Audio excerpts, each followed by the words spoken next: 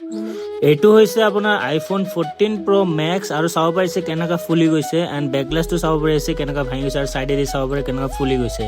তাৰপিছত মই ফোনটো খুলিম, আপোনাৰ তলফালে দুটা স্ক্ৰু থাকে, স্ক্ৰু দুটা খোলাৰ পিছত কাপিং লগাই কেনে এলকহল দি কেনে তাৰপিছত ফোনটো লাহে লাহে খুলিম। খোলাৰ পিছত আপোনাৰ মই খুলি কেনে দেখা পালোঁ যে আপোনাৰ ফাৰ্ষ্টত য'ত বেকগ্লাছ চেঞ্জ কৰিছে তো সেই বেকগ্লাছটো মানে ফোনটো খুলি কেনে বেকগ্লাছটো চেঞ্জ কৰা নাছিলে।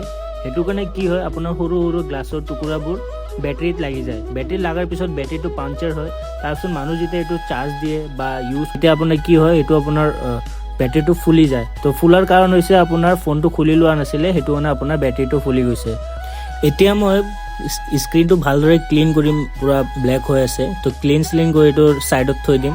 ভঙা বেকগ্লাছটো ক্লিন কৰাৰ আগতে মই ফাৰ্ষ্ট অফ অল আপোনাৰ যোনটো কেমেৰা আছে কেমেৰা প্ৰটেকশ্যন কৰি ল'ম, যাতে এইটো আপোনাৰ হিটৰ ফলত কেমেৰা যাতে একো ইফেক্ট নপৰে। তো এইটো কৰাৰ পিছত মই লাহে লাহে এইবোৰ টুকুৰাবোৰ লাহে লাহে এইবোৰ ছাইড কৰিম, তাৰপিছত ফুল ক্লিন কৰিম।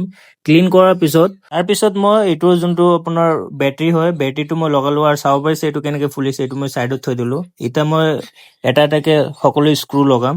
স্ক্ৰু লগাৰ পিছত আপোনাৰ এতিয়া বেকগ্লাছটো লগাম চাব পাৰিব। তাৰপিছত চাব পাৰিছে যে মই বেক চাইডটো কেনেদৰে ক্লিন কৰিছোঁ। এতিয়া এইটো গ্লু লগাম, গ্লু লগাৰ পিছত বেকগ্লাছটো ফিক্স কৰিম। তাৰপিছত 10 মিনিট সময়ৰ কাৰণে মই পাঞ্চিং কৰিম এইটো। ফাইনেলি এইটো ৰিপেয়াৰ হৈ গ'ল। বেক এণ্ড বেটাৰী চেঞ্জ কৰিছে, বেকগ্লাছ চেঞ্জ কৰিছে এণ্ড চাব পাৰিছে